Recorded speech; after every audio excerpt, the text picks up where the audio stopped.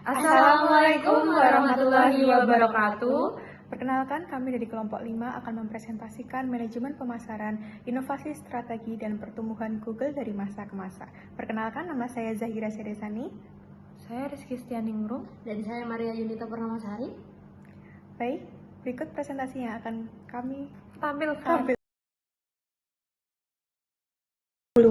Google didirikan pada tahun 1998 oleh dua mahasiswa PhD Stanford, Larry Page dan Sergey Brin.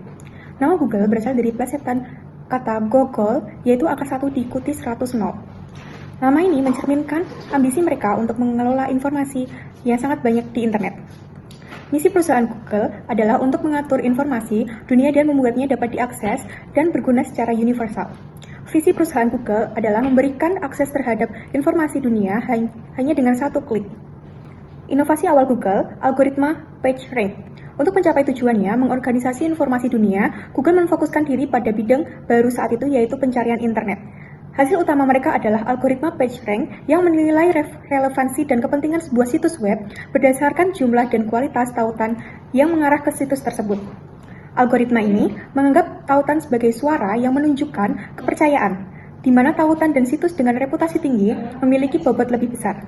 PageRank terbukti jauh lebih unggul dibandingkan algoritma mesin pencari pesaing seperti Yahoo. Keunggulan ini membuat Google dengan cepat menjadi perusahaan dominan dalam pencarian web. Model pendapatan Google yaitu iklan digital. Pada tahun 2000, Google meluncurkan AdWords. Google memperkenalkan layanan iklan teks bertarget di hasil pencarian. Pengiklan pembayaran Google setiap kali iklan mereka diklik atau model pay per click. Yang kedua adalah pada tahun 2003 Google meluncurkan AdSense. Google meluncurkan layanan yang secara otomatis menampilkan iklan relevan sesuai konten situs web penerbit. Penerbit mendapatkan penghasilan dari klik iklan tersebut. Pendapatan utama dari iklan online. Sejak awal, pendapatan Google sangat bergantung pada periklanan digital. Dengan memanfaatkan data pencarian penggunaan, Google mampu memberikan iklan yang sangat bertarget dan efektif. Selanjutnya, alat pendukung pengiklan dan penyedia konten. Pada tahun 2005, Google Analytics.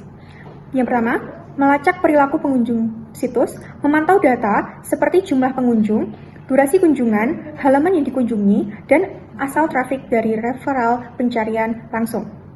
Selanjutnya, integrasi dengan Google AdWords. Memungkinkan pengiklan menganalisis efektivitas kampanye iklan secara langsung dan mengoptimalkan berdasarkan performa pengguna. Selanjutnya, manajemen aset pemasaran berbasis data real-time. Memberikan wawasan berbasis data untuk membantu pengambilan keputusan dalam strategi pemasaran digital lebih akurat dan responsif. Selanjutnya akan dibacakan oleh saya, ekspansi produk Google 1. Yang pertama ada Gmail, yaitu tahun 2004. Google meluncurkan layanan email gratis dengan kapasitas besar dan fitur pencarian cepat. Iklan ditampilkan secara tertarget berdasarkan isi email, membuka peluang monetisasi dari pengguna individu. Kemudian, yang kedua Google Maps 2005. Google memperkenalkan layanan peta digital interaktif yang memungkinkan pengguna mencari lokasi, melihat rute, dan menjelajah jalanan melalui fitur Street View. Kemudian YouTube akuisisi tahun 2006. Google mengakuisisi YouTube, platform video berbagi yang berkembang pesat. Melalui integrasi iklan video, YouTube menjadi mesin bagi monetisasi konten dan penguasaan pasar video streaming global. Ekspansi produk Google 2. Terdapat 3, yang pertama Google Docs, Sheets, dan Slides tahun 2006. Google memperkenalkan rangkaian aplikasi produktivitas online gratis sebagai alternatif Microsoft Office. Pengguna dapat membuat dan menyunting dokumen, spreadsheet, dan presentasi secara kolaboratif dan real-time. Layanan ini memperkuat ekosistem cloud Google dan mendorong ketergantungan pada Google Drive. Yang kedua, Google Translate 2006. Google meluncurkan layanan penerjemah otomatis antar bahasa untuk menjembatani komunikasi global. Dengan dukungan pembelajaran mesin, Translate mampu menangani puluhan bahasa dan digunakan luas oleh pelajar, wisatawan, hingga pelaku bisnis. Yang terakhir, Google Calendar tahun 2006. Google merilis layanan kalender online yang terintegrasi dengan Gmail dan produk Google lainnya. Pengguna dapat menjadwalkan acara, mengatur pengingat, dan membagikan kalender dengan orang lain, memperkuat ekosistem produktivitas Google. Kemudian strategi mobile Android oleh Google. Strategi mobile dan Android yang dilakukan oleh Google adalah salah satu langkah paling signifikan dan strategis dalam sejarah perkembangan perusahaan. Strategi ini dirancang untuk memastikan dominasi Google dalam ekosistem perangkat mobile, sekaligus memperluas cakupan dan monetisasi datanya. Ada monetisasi datanya ada 3. Yang pertama, mengembangkan Android sebagai OS open source. Google memilih untuk mengembangkan Android sebagai sistem operasi open source dan memberikannya secara gratis kepada produsen ponsel. Ini berbeda dari pendekatan Apple yang membuat iOS eksklusif. Yang kedua, bermitra dengan produsen ponsel. Google bekerja sama dengan berbagai OEM atau Original Equipment Manufacturer sebagai Samsung, LG, Xiaomi, Huawei, dan lainnya untuk mendorong penggunaan Android. Yang ketiga, penguatan di pasar iklan mobile. Dengan Android sebagai sistem operasi dominan, Google menguasai pangsa besar dalam iklan melalui Google Ads dan AdMob, jaringan iklan untuk aplikasi mobile. Kemudian hasil strategi tersebut, yang pertama dominasi pasar smartphone Google, Android menjadi platform mobile terbesar di dunia dalam hal pengguna aktif dan jumlah perangkat. Kemudian ekspansi layanan Google berhasil menyematkan ekosistemnya dalam miliaran perangkat, meningkatkan penggunaan layanan seperti Search, YouTube, dan Gmail, dan semakin banyak data yang dikumpulkan dari perangkat Android mendukung algoritma pencarian dan iklan Google. Kemudian, pendapatan besar dari iklan mobile, Google memperoleh hampir sepertiga dari total pendapatan iklan seluler di Amerika Serikat pada tahun 2017 dan mendominasi secara global. Android menjadi pintu masuk utama bagi pengguna layanan yang memunculkan iklan Google. Yang terakhir, peningkatan pangsa pasar Google Play. Google Play menjadi toko aplikasi terbesar di dunia, bersaing ketat dengan Apple Store milik Apple, serta menghasilkan miliaran dolar dari penjualan aplikasi, pembelian dalam aplikasi, dan langganan.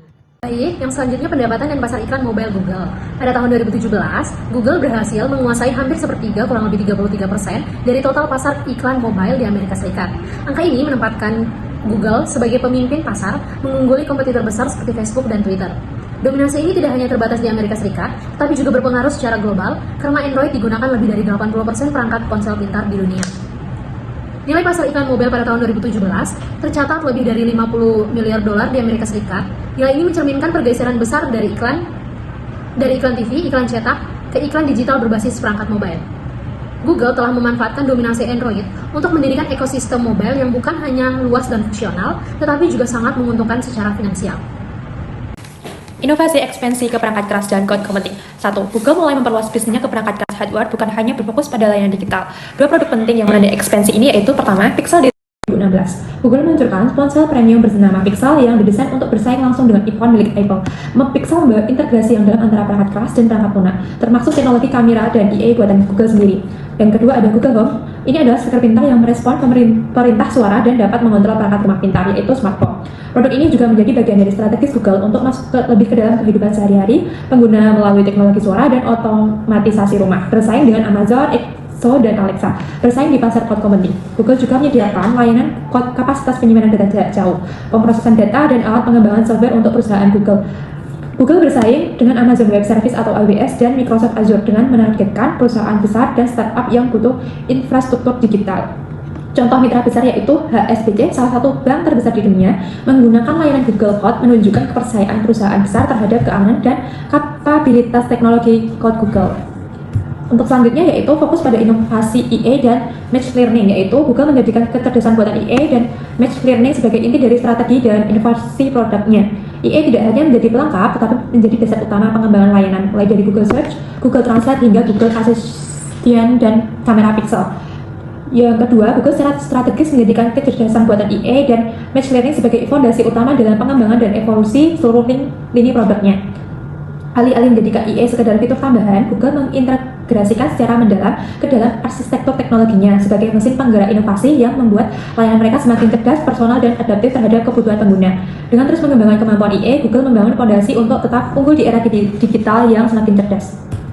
Diverifikasi pendapatan dan pertumbuhan Google. Saat ini, Google telah tumbuh menjadi perusahaan multinasional dengan pendapatan hampir 100 miliar dolar dan hampir 90% dari pendapatan tersebut berasal dari iklan, baik dari mesin pencari, YouTube, hingga jaringan display. Namun, ketergantungan terhadap iklan belum menghambat laju pertumbuhan Google. Perusahaan ini tetap mendominasi pasar iklan digital global. Bahkan pada tahun 2023, Google AdS menyumbang lebih dari 230 miliar US dollar pendapatan, menunjukkan peningkatan yang konsisten dari tahun ke tahun. Google juga meraih pangsa pasar besar dari belanja iklan digital global, bersaing ketat dengan Meta dan Amazon. Selain kekuatan di sektor iklan, pendapatan tahunan Google terus mengalami pertumbuhan 2 digit didorong oleh investasi agresif di sektor non-iklan, misalnya di dalam bidang komputasi awan. Google Cloud mencatatkan pendapatan lebih dari 35 US dollar pada 2023 dengan pertumbuhan tahunan sekitar 25%. Unit ini telah menjadi kontributor utama dalam diverifikasi bisnis Google, melayani klien besar seperti HSBC, PayPal, dan Spotify. Kesimpulannya, Google berhasil menjadi pemimpin pasar berkat manajemen pemasaran berbasis data dan inovasi teknologi yang terus-menerus. Fokus utama Google adalah memberikan pengalaman terbaik bagi pengguna dan pengiklan dengan memanfaatkan data untuk meningkatkan relevansi dan efektivitas produk setelah pelayanan.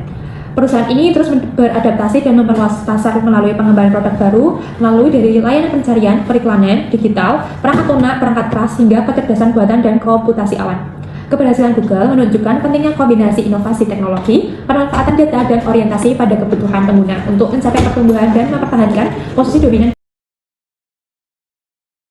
Terima kasih dari kami presentasinya. Kami tutup. Wassalamualaikum warahmatullahi wabarakatuh. Terima kasih.